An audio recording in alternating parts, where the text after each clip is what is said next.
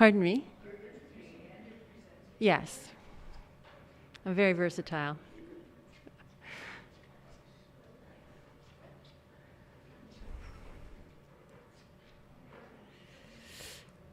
Well, hello, everybody. Welcome to the River Falls Unitarian Universalist Society. And I feel like I should say, if you were planning on a different church, now's the time to. But here we are. So this is kind of the summation of what it is to be a Unitarian Universalist. These are the principles that we hold dear. This is kind of the menu for today, or the order of service. And I'll just read this. Let's see. Nancy, will you light the chalice? I too have known loneliness. I too have known what it is to feel misunderstood, rejected, and suddenly not at all beautiful. Oh, Mother Earth, your comfort is great. Your arms never withhold. It has saved my life to know this. Your rivers flowing, your roses opening in the morning. Oh, motions of tenderness. Nice thoughts on a chilly morning. Okay, it's time for the Greetapalooza.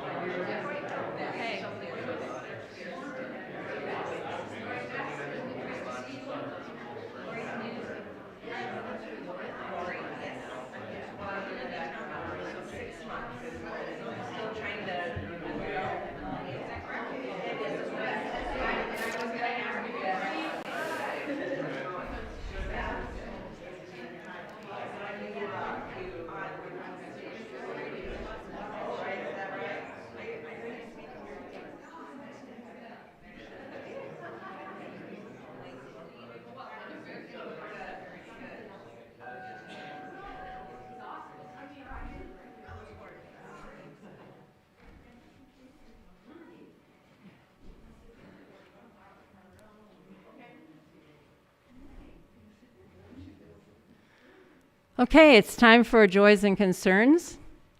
I know we all have a lot of those. I'll start us off.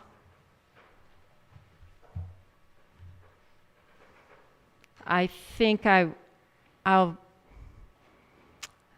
First of all, great concern I have is the action our government took against Venezuela. I just don't know about the wisdom of that and the example we set in the world. So that's a concern. Another one, I think the Falcons play today. Tonight.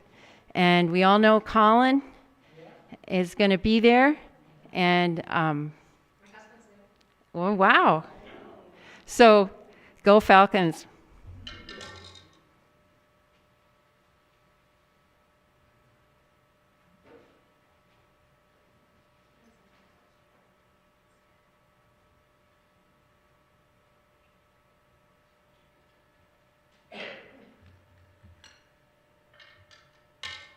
I have the same concerns about our world, and I thought it was a good day to bring in, I make ice hearts for people that I think it may lift their spirits. I gather little bits of nature through the year, and then I put them into ice. So there's one hanging out in the front on the fence, so if someone feels like it might lift their spirits, please take it home. Just hang it in the shade or it'll melt fast.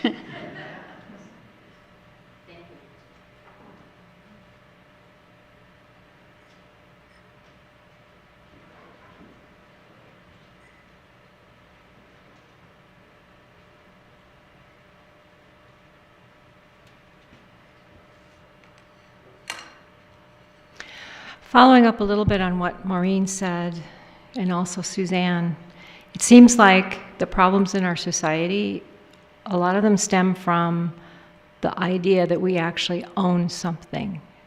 That by owning a house, by owning the land, that it's ours to despoil however we want. When really, we're just temporary stewards.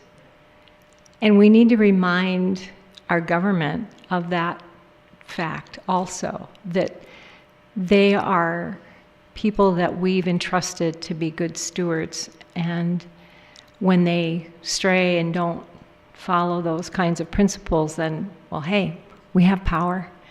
So let's actively remind the government why they're there in the first place. And I've taken it a step further, and I have now collecting signatures to try to get on the ballot for Pierce County District 8. So, thank you. You have to live in this state to sign the petition? You have to live in the township of River Falls to sign. Or Marshall, have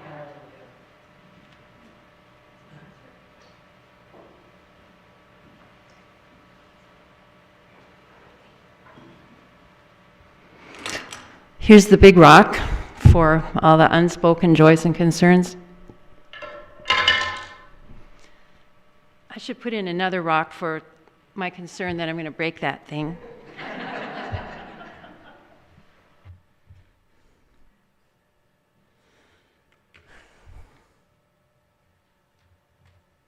Okay.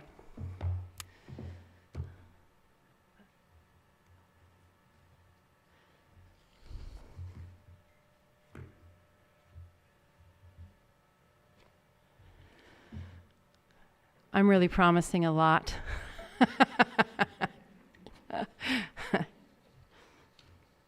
Okay, one holiday season, a few years ago, I checked a book out of the library. It's by Bernd Heinrich, a biologist I admire, and whose memoir I'd read recently. He's written several books. And I don't remember why I chose this one, but anyway, I started reading it on New Year's Eve day. I read through the prologue and started the first chapter, speeding along as I usually do, and then it came to the part about burying beetles, genus Necrophorus. They're commonly called sexton beetles because historically the sexton of the church was responsible for digging the grave and burying the dead. People, in the case of church sextons. In the case of sexton beetles, they bury whatever suitable carcass they can find. Let's say a male of the Necrophorus genus finds a dead mouse. He climbs on top of it and does a headstand, and from that position, he emits a scent out of a gland on his rear end. Somewhere, a female Necrophorus beetle might smell that and think, my prince. And she'll fly to the carcass, find the male beetle, and they'll mate. They're then linked in a project to ensure their progeny will hatch and mature and procreate. But for now, they have to prepare a place for the eggs to be laid, incubated, hatched, and fed. That's where the mouse carcass comes in. The problem is, other beetles and flies and scavengers want it too. So the beetle couple has to bury it. And if the mouse died on soft, friable soil, all they have to do is excavate under it. But that's not usually the case. They have to transport the carcass. 2 beetles and one, well, they're not very big. These 2 beetles have to move a dead mouse that is many times their combined weight. And I don't think I told you, they don't have grasping feet. It would be like us, not having fingers and thumbs. This is the paragraph about what they do next.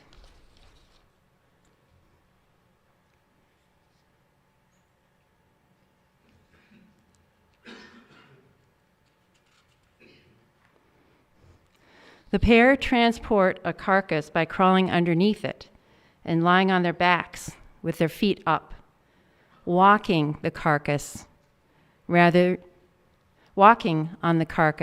than on the ground.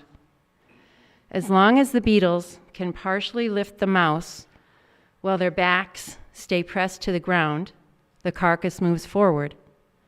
The trick is to get it to move in the direction they want. And indeed, these beetles do pick a specific direction and stick to it. The wonder, I think, is that both members of the pair apparently know where they're going because they work the carcass in the same direction rather than at random, which would not at all be effective.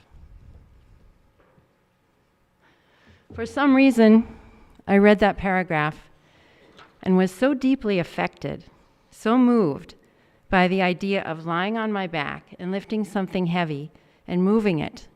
I know that I've done that, relying on the greater strength of my legs as compared to my arms.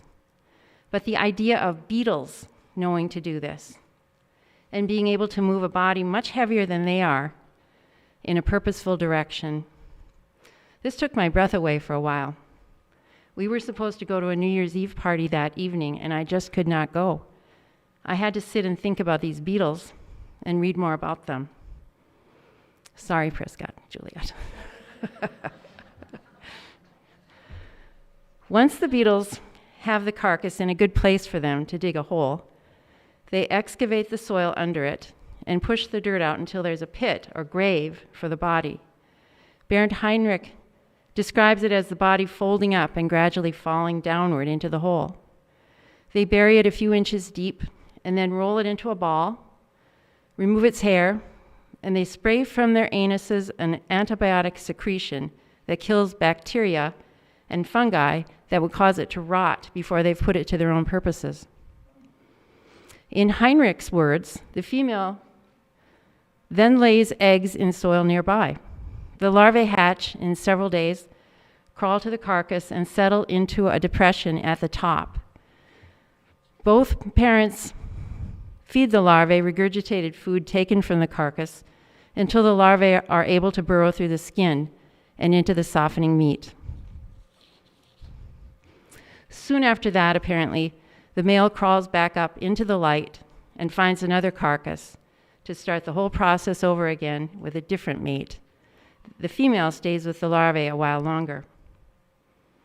I just don't know why I had such a profound response to this tale from the natural world. Maybe the intricacy of interconnectedness about which I had known nothing.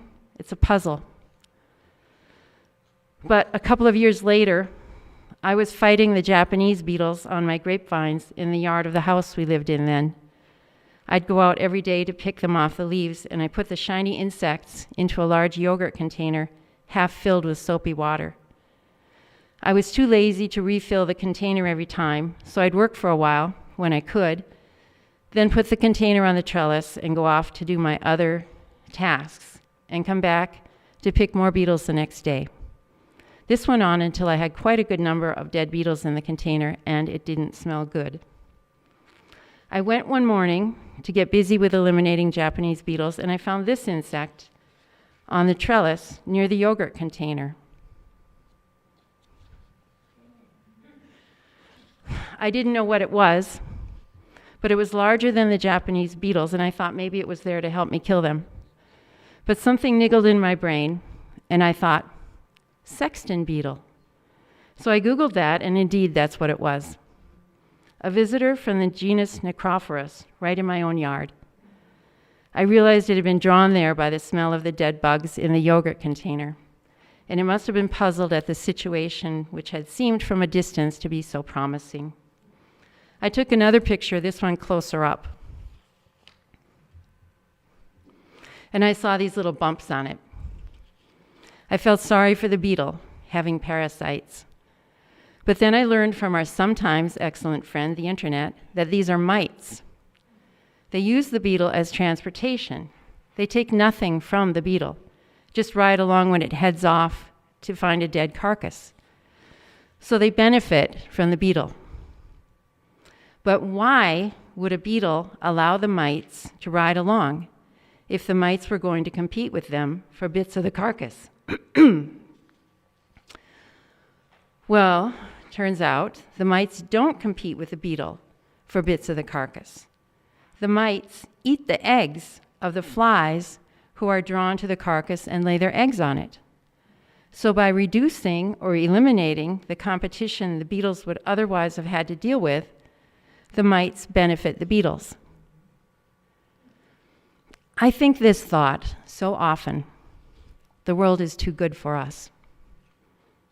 Things are so linked, so intricate. It's all such a web. How can the world withstand our trampling? Mumbai, India, is one of the most densely populated cities on Earth, but there's a forest in the middle of it. 55 acres of plants and trees so crowded together that it's hard to walk through. It's undeveloped. It's protected by a religious community who came to India from where they were being persecuted in Iran back in the 7th century. They were Zoroastrians but came to be called Parsis in India. One of their beliefs is that a dead body is contaminated with evil, and this evil must not have contact with the sacred elements of earth, water, and fire. So they can't be buried, they can't be burned, they can't be thrown in the water. So wherever a concentration of Parsis settled, they'd buy up forest land, and in the center of it, they'd build what they call dakmas, which are circular 50-foot platforms made of stone with a well in the center. And when a person of the Parsi faith died, his or her body was carried by specially designated pallbearers up to the top of the broad tower and placed there to be eaten by vultures. For centuries and centuries, India had about 50 million vultures of various species. It was the gyps vultures who cared for the Mumbai Parsis dead by stripping the flesh from their bones so fast that within a day or two, the skeletons were bare and the bones could be placed in the deep well in the center of the tower. These structures are called towers of silence. No one's allowed to go near them except the pallbearers and the dead and the vultures. But back in the 1990s, the pallbearers began to notice fewer vultures around the towers, and the bodies were not being fully stripped. And alas, there were sometimes no vultures, and the bodies lay untouched. And nobody knew why or what was happening. Until finally, a scientist examined the bodies of dead vultures and found that they had died of kidney failure caused by eating the flesh of livestock that had been treated with a painkiller called diclofenac. It's apparently like ibuprofen. I learned that it takes a very small number of carcasses of large animals that have been treated with diclofenac to kill a lot of vultures. When vultures eat infected meat, the pathogens don't kill the vultures. It's the other way around. Vultures kill the pathogens. Their stomachs are 10 to 100 times more acidic than ours.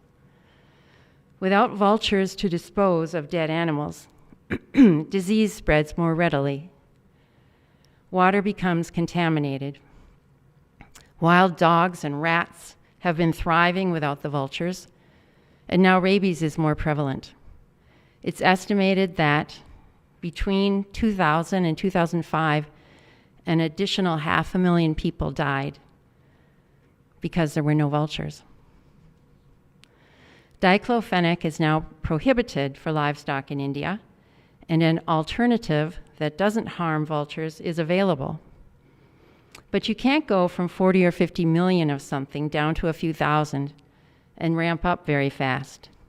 And diclofenac is still available for humans, and sometimes farmers still use it. When I first heard that cattle were being given medication for inflammation and pain, I found it in India, I found it hard to believe. My conception of cattle in India is that these skinny, woebegone animals just walk around grazing where they can, belonging to no one, and yet respected because they might be someone's ancestor. Like that. I'm ashamed of my ignorance, but there it is. I was really perplexed when one of the pieces I read indicated that farmers give diclofenac to their high-performance cattle. So in digging further, I learned that India produces more milk than any other country in the world. Between 1970 and now, they built a dairy industry that started with 1 and 2 cow herds and cooperatives in villages where the farmers worked together to clean and pasteurize and cool and transport their collected milk. It was called the White Revolution. It lifted families out of poverty. Women became dairy farmers and were able to contribute to supporting their families. Dairy became available to regular people, not just the rich. The dairy industry provided jobs and opportunities across the subcontinent. My friend Tim sometimes says this old adage, nothing can be sliced so thin that there aren't two sides. India's dairy industry has helped a shocking number of people to improve their lives. But there's pressure to get the cows to be more productive, so they're breeding the native cattle breeds of India with the revved up bulls we recognize, such as Holstein and Jersey. The native breeds are being lost. The new crosses are less able to withstand the heat and other stresses of the Indian climate, so they need better forage, more drugs. As someone who grew up on a small dairy farm, I can kind of see where this is going. I hope India can see the value in its small farms and that it will protect them. So that was kind of a swerve, learning about the dairy industry in India. Back to our topic, life from death. We're experiencing a lot of death in our urban and rural forests. The emerald ash borer was introduced from Asia in the mid-1990s. They think it came on packing crates, pallets. Since then, millions of ash trees have died from it. Here in River Falls, In the last 5 years, they've taken out 2,000 trees from the city forest, the city boulevards, city parks, not private people's ash trees in their own yards, just the public trees. They've taken out 2,000. It's a quarter of the trees in River Falls City. The adults are small, less than half an inch long. The females lay their eggs, from 40 to 200 of them, in the bark of the ash tree. And when the larvae hatch out, they burrow through the bark and into the thin layer of wood called the phloem. The phloem carries nutrients from the roots to the leaves, or from the leaves to the roots. It's like our blood vessels.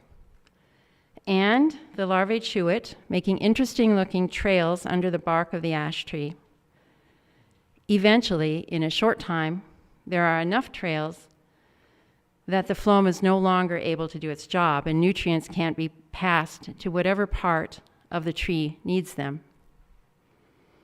The tree starts to die and will be dead probably within about 4 years.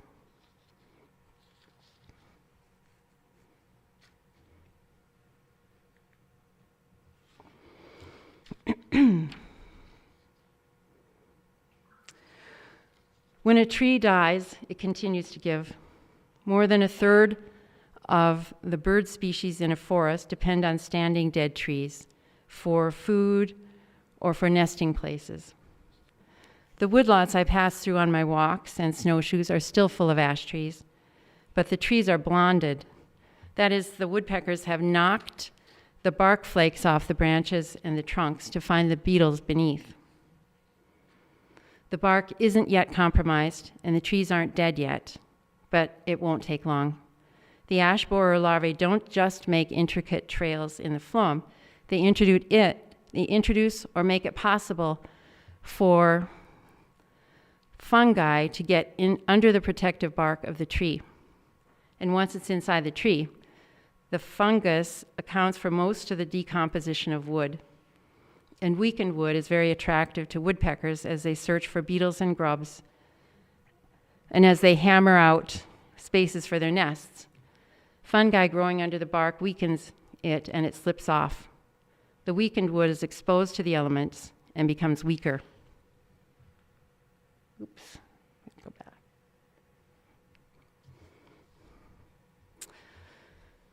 back. This is a passage from another book that knocked me back on my heels, Wilding by Isabella Tree. She and her husband were losing money hand over fist, trying to farm the way they had been taught was best. They finally stepped back and tried to work with nature to return their farm to how the land looked before human settlement. One of the things that caused them to do this was watching the oaks on their land. We made a vow to leave the dying tree to its own devices. It was our first lesson in sitting on our hands and leaving nature in the driving seat. We watched as the oak began to die, first with discomfort, then fascination, and ultimately something close to affection. A different aesthetic was beginning to dawn. The oak took on a beauty all its own, a kind of sculptural, metaphysical grandeur. Death became a kind of living. As beetles and other saproxylic, dead wood-eating invertebrates began to colonize the tree, another universe sprang to life. Greater spotted woodpeckers engaged in an orgy of chipping, hacking, and drilling, seeking out juicy insect larvae. For interminable intervals in summer, a heron would position itself on a lower limb, stock still, angled at the water. Shortly after, a colony of short-tailed voles took up residence amongst the rabbit warrens in the roots. We spotted a big red dog fox circling the trunk, trying his luck. In this new mindset, we left fallen branches from the other trees in the park lying on the ground, another natural process of fertilization for the tree. As its crown retreats, Whether through age or stress, its outer limbs die back and eventually fall to the ground, providing an energy boost to the roots. Drag them away, as we used to do, and the aging tree is deprived of an important source of nutrients. It's ingenious if you think about it, Ted said. Imagine if I could eat my own arm to keep me going. I would not do that.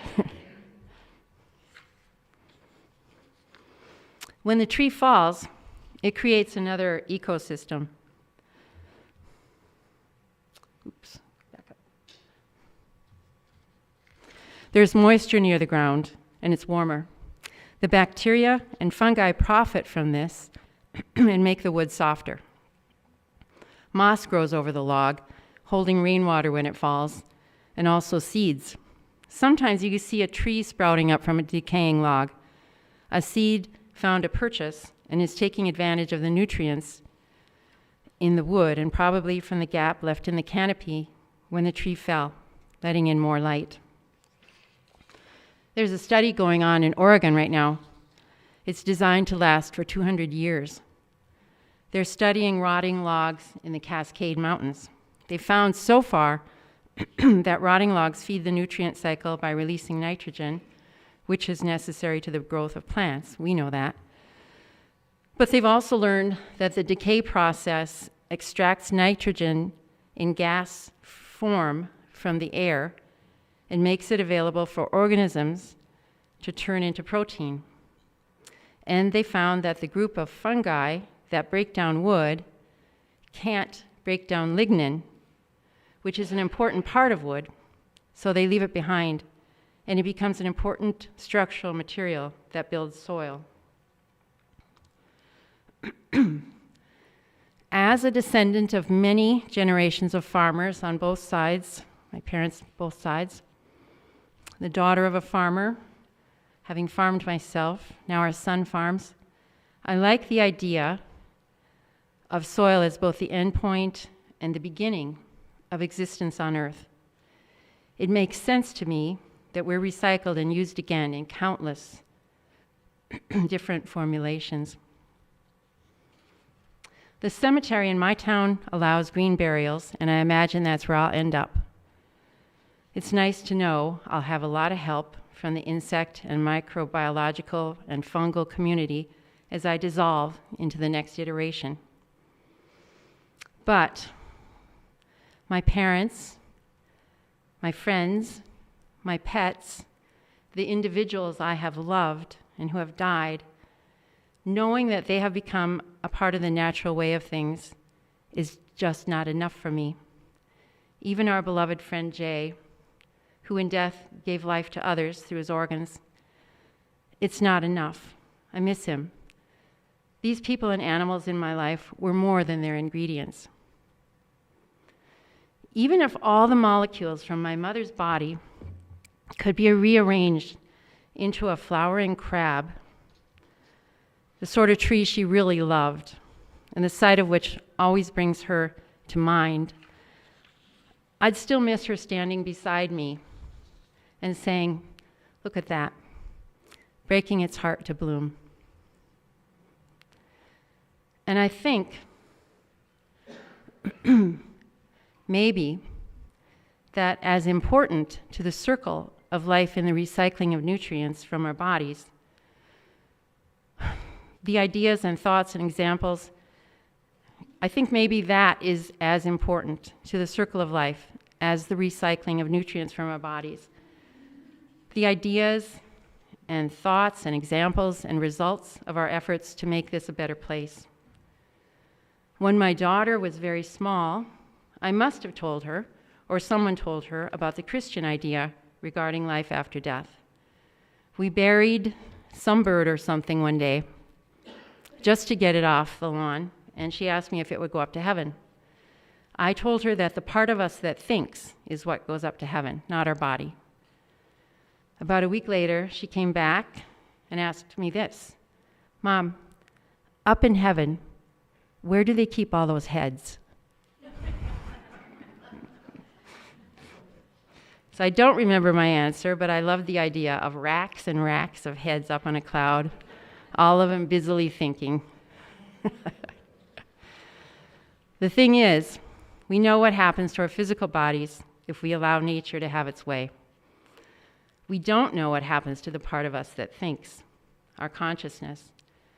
We can tell ourselves stories or join a religion that will do that for us, but no one knows.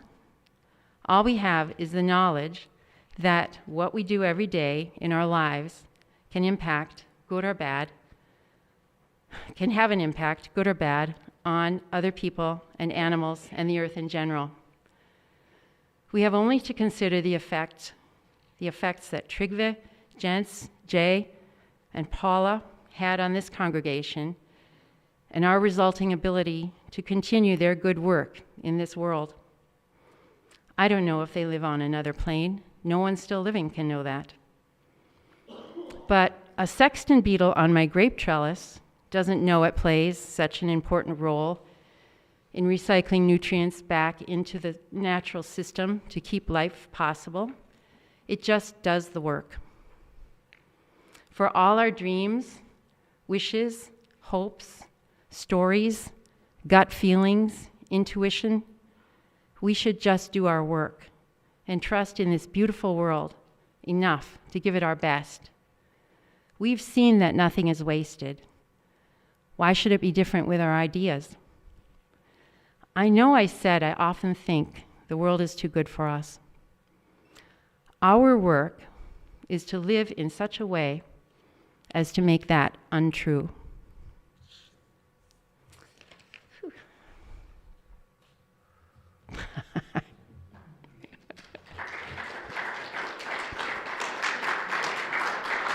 Thank you.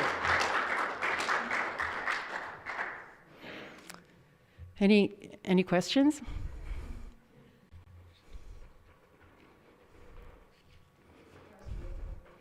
Oh, thank you. Really? Yeah. With all the rot and the...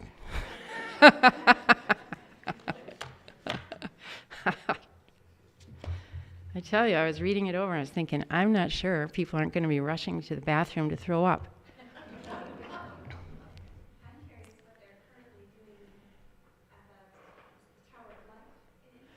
Oh, yeah, there's a whole podcast on that, on 99% Invisible. It's called Towers of Silence. It's been a really big problem for that community because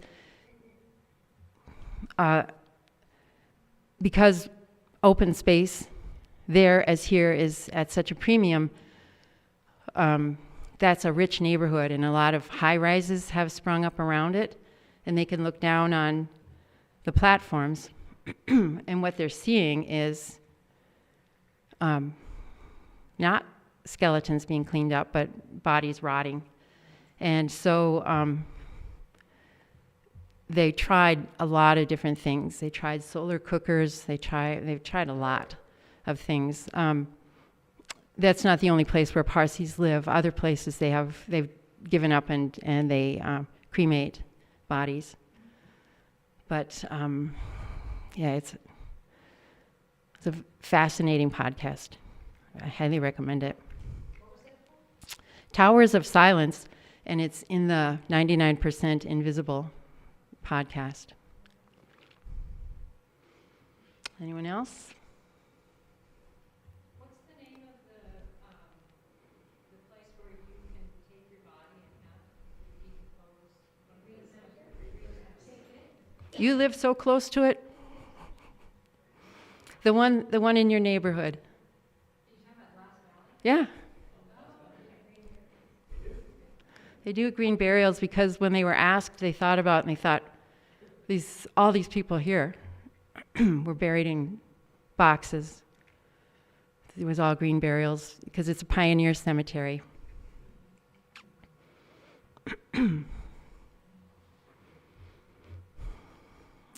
Okay. Juliet said she would read this for me. I just want to say, before I read this, that my silence is because I'm stunned by what you just imparted to us, Maureen, not because I don't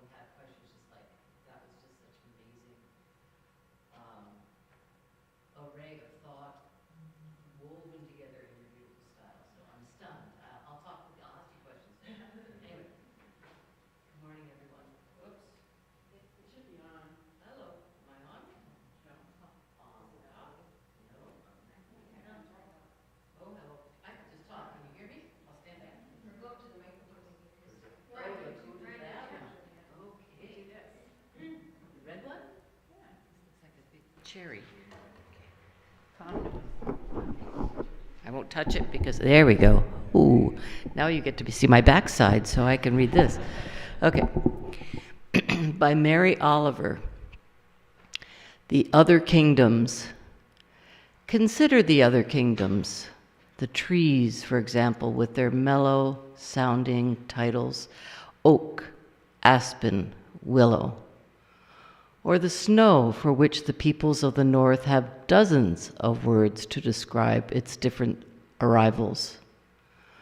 Or the creatures, with their thick fur, their shy and wordless gaze, their infallible sense of what their lives are meant to be. Thus the world grows rich, grows wild, and you too grow rich, grow sweetly wild, as you too were born to be.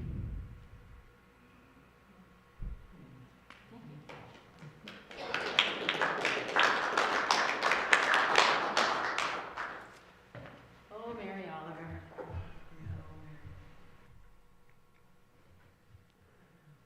Okay. Poetry group is meeting after. And if you didn't get your pledge letter in or make a pledge, you should do that. And next week, Tara Greiman, who is the head of our, well, she was the head of our Watershed Council, and then they promoted her away from us. So I asked if she would come and talk to us here. I think you'll enjoy it. And then the book club and the administration committee will meet. And January 18th, Sarah O'Neill. I was at the demonstration yesterday, and Celeste Coberl came up to me, which I should congratulate myself that I recognized her, because she had a hood on like this close around her. And it was just luck that I realized it was her. And I said, hey, did you hear from the UU? Because we were wanting you to come and talk to us. And she said, there are people better than me, and I've already talked with Allison. And so Sarah O'Neill is going to speak. So if she's better than Celeste Coberl, I got to be here then. Sarah O'Neill is the co-founder of the 3.5% project in St. Croix. Good. And then Allison has learned about a very interesting woman, and we are going to learn from Allison who that is toward the end of the month. So thank you. And again, about the stewardship, we're mostly glad you're here, and your presence is great, but your gift into the basket, I'm not sure where it is, but also good. Okay. Oh, we have some really nice treats in the kitchen and coffee. Everything but the pie is gluten-free, if anybody's gluten-free. I do have an announcement. I forgot to do this at the beginning, but there is an individual that is in comforts of home who would like to attend our services. And I'm not sure if that person made it here today, but in the newsletter, it indicated if anybody could pick that individual up. She does have a walker, but she really would like to attend weekly. So if anyone can think about that, get a hold of me. I have messaged back and forth with her on Facebook. Thank you. Thank you. Okay. All right. Are we ready for our closing words?